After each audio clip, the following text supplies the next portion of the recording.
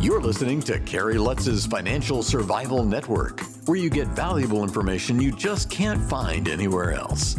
To thrive in today's trying times, you need the Financial Survival Network, now more than ever. Go to financialsurvivalnetwork.com and get your free newsletter and gift. Financial Survival Network, now more than ever.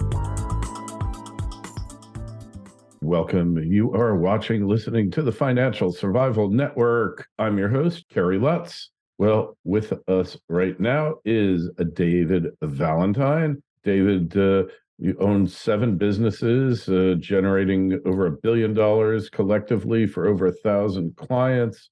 Major brands and Fortune 100 companies seek you out. So I think you've got an idea of how you prosper and how you thrive, even in what could be one of the worst economies that I've seen in my life. And we're happy to have you on. So, Dave, how do you do it? Yeah, it's interesting. All of the major corporations who are on the New York Stock Exchange actually leave a trail of breadcrumbs for how to succeed in this economy. And one of the ways that you do that is you create offers that sound too good to be true, but actually are benefiting you as a company. And so, as we like to call those, we call those outrageous offers. And some examples of those in the marketplace right now: switch to AT&T. Everyone in your family gets an iPhone 14. Hey, that's $1,000 piece of hardware that they're giving away. How can they afford to do that? They're not in the business of losing money, and they're in the business of making it. Well, obviously, they're going to get a 2-year contract out of you as well. They're going to make that back in spades, right? You think about Costco; they have $4.99 rotisserie chickens. It's a great offer. And what do? They put it in the very back of their store, right by the wine, the beer, the other prepared food, their high margin products. And what that does is it leads to exceptional sales from someone coming in to buy a $5 rotisserie chicken. They end up leaving with, a $200 ticket. So if you're a business, a small business or a growing business in this climate, you have to have an offer that's irresistible, that sounds too good to be true, that actually gets you where you want to go. So that's really how you succeed there. All right. But some companies, unethical, they actually do make offers that are too good to be true, don't they? Sure. Anyone can abuse anything, right? Like anyone can overeat food. Anyone can drink too much alcohol. Anyone can take weightlifting too far. Anyone can make a offer that is actually, poor and in poor taste. You have to make an offer that actually does something that helps the customer, and then you have to honor it, right? And so a lot of my companies offer guarantees, and the guarantees come with refunds sometimes. You actually have to give the refund. And if you do, you're going to have a great customer base. You think about Patagonia, you think about REI, some of these companies that if their products break at any point, you can just take it back and get a return, and they'll give you the exact same item for free, or they'll exchange it for store credit or whatever that is.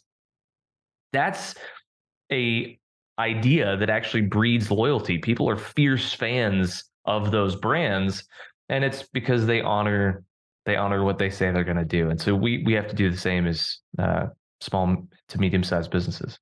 Okay. And the internet makes all that more possible than ever, doesn't it? It certainly helps you get your message out faster. Yeah, I mean, it's interesting to me, Carrie. The old mediums of the internet are the ones that I love to play in. Like email is still a place to crush it. People don't think that that's possible, and it's true. It's still the most successful way to market on the web. Yeah, it's fantastic. We for one of my companies, we send out over 1 million emails a day for cold outreach. And my gosh, it books so many meetings, just B2B meetings for clients, just using email, because people are checking their email 27 times a day on average. So if you're going to leverage some of the internet, which is a wise decision on anyone's part, you want to be able to go to a channel, a marketing channel that has some consistency to it. When I say consistency, I mean eyeballs. And where are your people, right? And so if they're hanging out in those places, it's a great place to market and advertise to them. All right. And I'll buy that. What about the concept of an email newsletter? I think that email newsletters are boring. What is a newsletter, right? A newsletter is this idea. It's derived from an ancient form of communication, right? You used to get the newsletter in the mail for your condo association, and it came folded in an envelope with a stamp on it, and it gave you the ins and outs, what's happening in the neighborhood. At this point in time, it's like, what do people actually need? We call it a newsletter. Is it actually a newsletter, or is this an education platform? Yeah. I, I'm I'm in yeah, and so like I just think that it's extremely valuable to have an email list. It's extremely valuable. And it's like, hey, let's put together some content that's going to educate people, because ultimately educated individuals make good decisions based off the information you're providing. Right. So a newsletter is really an antiquated term, but a keep in touch letter, because it keeps your list Bingo. fresh, keeps your Yes. listees engaged, and you Correct. can get some pretty high open rates, 20, 30% open rates, as high as that, and click throughs and all of that. So it could drive traffic to your site, but more importantly, it keeps you relevant to your list members, right? Yeah, absolutely. Yeah, and there's also a thing where it's like, the idea behind the newsletter is a great way to build brand equity. If you educate, and then someone finally, you then, 3, 6 months later, you throw out an offer to purchase, they've built up that trust. And this is one of the things that's happened in the 2020s that's even more important than in the 2010s. The 2010s, we had the ability to target people with such precision with digital advertising. It was scary, a little bit disturbing. We have lost some of that capability because of iOS updates and privacy settings, which are all positive things, in my opinion. And because of that, we're moving back to a more antiquated pre-internet era of buying, where it's like, yeah, I'm going to buy from people I know, like, and trust. And so that consistent email sending to your list builds up that trust, that likability, and that's a great way to really move the needle for your business. Yeah. What are some other ways? Because I agree with you. Of all the means of marketing on the internet, I think email is far superior, remains far superior to this day. But deliverability is definitely suffering. Spam Yeah. filters and just the way that servers that direct email treat your newsletter. So you really you got to find other things as well. Yeah. One of the things that we've really embraced and have loved for a long time, Carrie, is we love unique direct mail pieces. So I don't like to send a trifold in the mail. I don't like to send a postcard. We'll send something like a piñata that comes outside of a box with candy inside, has a shipping label on one side of it, has a message and a QR code on the other side. We'll send a message in a bottle in tubular mail. So like an artisanal bottle, looks really nice. They open it up. Oh man, what is this? They pull the cork out, that pulls the message with it, and it's got a message on it with a QR code. Again, we'll send handwritten letters that are created through an AI robot, right? And it looks like it's a real handwritten letter. And we send those in mass. And what does it do? It really connects people to you. They go, oh my gosh, I got a handwritten note from Imagine you. And that. so I've actually, Quaint. yeah, yeah, what a crazy idea. And so I actually, it's funny, uh I'm not that old, and I'm like, I think that there are all these mediums and these channels we have to reach people that are more meaningful, that have better return on investment, and they're usually the older marketing channels. And the reality is, you can do it through any number of ways, but it's also understanding who you are, what you're up to, how do you work best, and a lot of people, they're telling you to use social media, and there's a certain thing that you have to be good on social media, and it's a challenge. And so it's a totally different vibe to use some of these other marketing channels. Hey, it's funny you mentioned that. My son is in advertising. He's well versed in the digital world, radio, TV. and of course, social media advertising. And what he's found is that direct mail has made a major resurgence and is getting higher conversion rates, higher success rates than it ever did back 30, 40 years ago when everybody sent mail. And one thing that I used to use to great effect, now I was dealing B2B marketing to attorneys, was a letter. Now, nobody out there, Dave, uses letters anymore to talk to Right. people. In a letter, maybe it's antiquated, call me a dinosaur, but a letter, when it's properly written and crafted, and it really requires some serious writing, not just a 140 or 280 character tweet, and it requires thought, and all of this was always the most effective marketing piece that I wrote. And then you maybe threw in some brochures and other marketing collateral, but the focal point of your effort was the letter. And letter writing looks to me like it's a dying art now.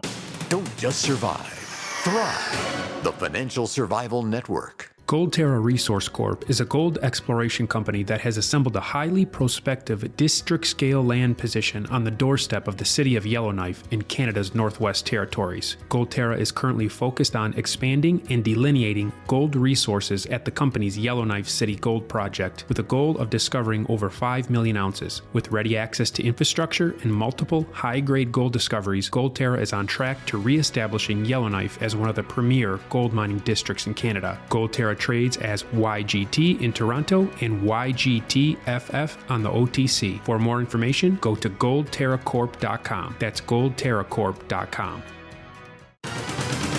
This is the Financial Survival Network. The information you need to thrive now more than ever. It does look like it's a dying art, and it's also, to your son's point, it's also a resurging art. Right? We are more desperate for connection than ever as a society, as a people. And that's not just unique to the United States. That's also true for Europe and most of Asia and good portions of metropolitan Africa as well. We have bought into this lie that we were going to get this rectangle that was going to connect us to everyone in the world in an instant. And there are ways that is true. This morning I happened to chat with my parents on FaceTime who were in Paris and they were talking to my son because it's his birthday today. And so that's super cool. And you can't trade human connection for digital ones and zeros and bytes and data packets. It's just never going to be the same. And there was an interesting ongoing study actually that's been going on since the 1930s in Harvard. You may be familiar with this actually, Carrie, but it's the happiness study. And they're like, what makes people happy? And they've been tracking this since the 1930s. Really good, rich data. And one of the things that they found is people's happiness is directly correlated to how many close relationships they have. And what's began to occur in their data set is they continue to see over the past 40 years, more and more people, in particular, white, affluent men, of which I am one, are too disconnected, and it's a problem. And so some of these marketing pieces that we're talking about, letters and direct mail and email, if they're done the right way, I love what you said. It's an art. It is an art. It takes time. If you do it the right way, you create genuine connections that lead to new business, of course, and potentially friendships and relationships and connections that are valuable to both parties.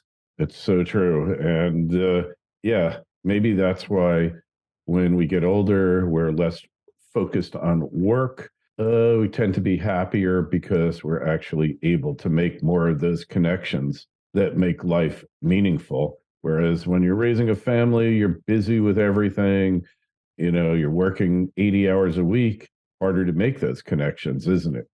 Yeah, 100%. And that's, again, that's one of the things the study finds is that most people achieve their peak happiness between the age of 55 and 60. And the reason for that is exactly what you're saying. That there's a realization of what's important. That you do have more financial means than you had before. Your kids are typically out of the house and into college or beyond. And so now you have some freed up cash. You have the ability to do what my parents are doing right now, which is travel very often and go to exotic places. And it adds to the ability for individuals to really finally find that sense of happiness and connection with other individuals as well. So true, man. So true. That's a really interesting point that you raise, and I think an important one as well, because making money is only half of it.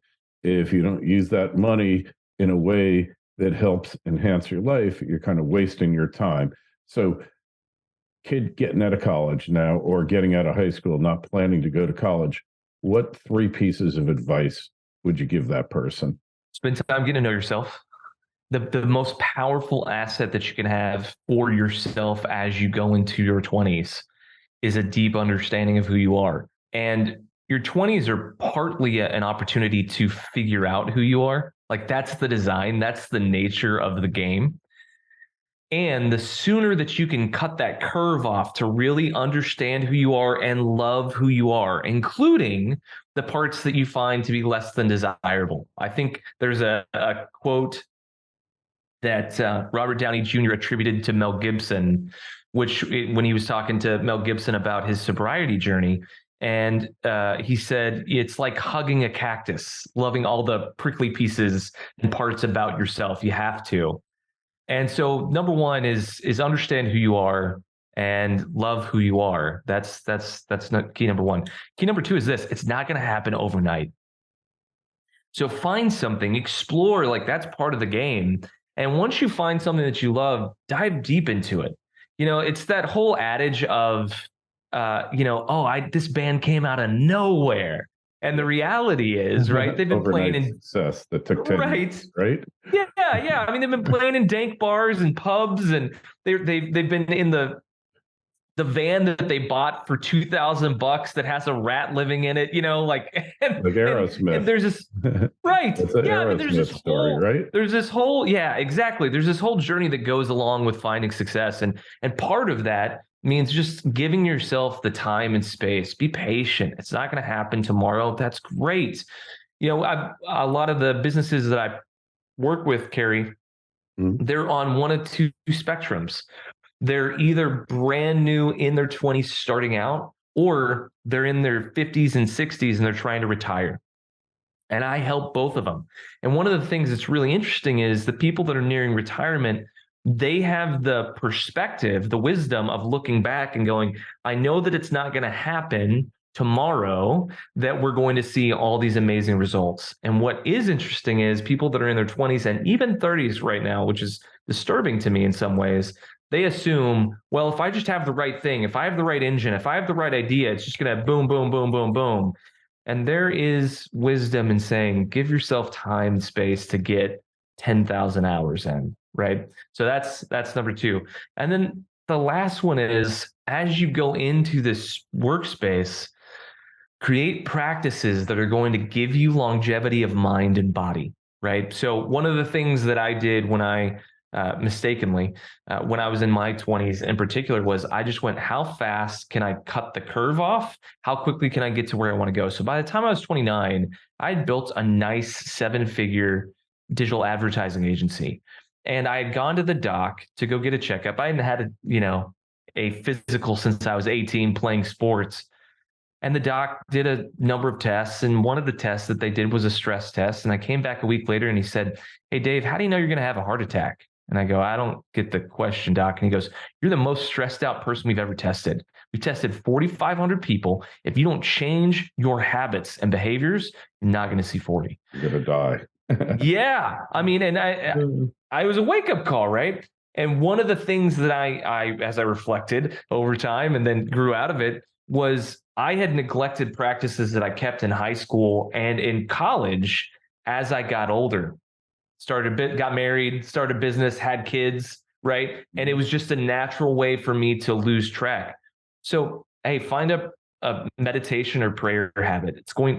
Everyone agrees, atheists and religious people, meditation and prayer, same idea, will only benefit your mind as you age. It's going to help you emotionally. It's going to be beneficial. The second thing is find a workout routine, lifting weights, running, rock climbing, kayaking, whatever that is. Get your body active. We were not meant to do this sit down thing. So those would be the three things that I would say would be helpful. That's cool. And I would just say that I've been told that prayer is speaking to God and meditation is listening to God, whatever you believe. Correct. The only things I would add there, two things. Number one, yes, I love it. Number one is as quick as you can, learn how to dance. All right. Become proficient at dancing, because what that does gives you confidence in your body, confidence in your poise. It enables you to meet strangers and dance with them, male or female, whatever. And it gives you the ability to not care what other people are thinking, which fear of others' opinions is a major stumbling stone in life. The other thing is when you recount unpleasant moments in your life, rather than just recoiling from the memory, A, look for the lesson that occurred there, and B, find something that you can laugh at yourself about the memory. All right. That will release you from those past traumas. These are traumas with a small t, not a capital T. Those two things, you're basically going to be unbeatable, not to mention that dance has been proven to stave off dementia, Alzheimer's, Parkinson's, helps your balance, makes it less likely you're going to fall when you get older. Everybody takes a fall. And those things I wish I had known when I was your age, but I kind of found out a little bit later. Yeah, like most things in life, youth is wasted on the young, right? And the same guy said that anything worth learning can't be taught. That's right. That's right. All right. Well, hey, where do we find you? How do we connect with you? What can you do for the FSN community? Yeah, so if you want to find me, you can check me out on any social media platform. My handle is at RealDVal, RealDVAL. I post regularly on Instagram, Twitter, TikTok. I'm pretty active on all those platforms. You can also go to my website, davevalentine.co/OO. I actually put together a little e-course that's free for your listeners, Carrie. All right. And basically what I do is I take them through how to create those outrageous offers that I talked about earlier in the show. And I usually charge $2,500 to join in on a workshop like that, but I'm giving it to your listeners for free. So it's a quick little 45-minute e-course, and it'll give you a lifetime of working through how to build, scale, and grow your business. That's very cool. We appreciate your generosity here, Dave. The link will be in the show notes on financialsurvivalnetwork.com. While you're there, make sure you sign up for, I'm not going to call it a newsletter anymore, your continuing financial education course. In fact, I'm going to rename it thanks to you, because I send it out every couple of weeks, every week or two. Yeah, like repetition frequency. You don't want to do it the same time every week, because then people just tend to condition to its appearance. But we will rename it, and appreciate your help there. And if you've got a question for Dave or myself, you can always shoot me an email, kl@kerrylutz.com. Dave, good luck. We're definitely going to have you back on again. Thanks for having me on, Kerry. Thanks for listening to Kerry Lutz's Financial Survival Network, your solution to today's trying times. For the latest, go to financialsurvivalnetwork.com. Financial Survival Network, now more than ever.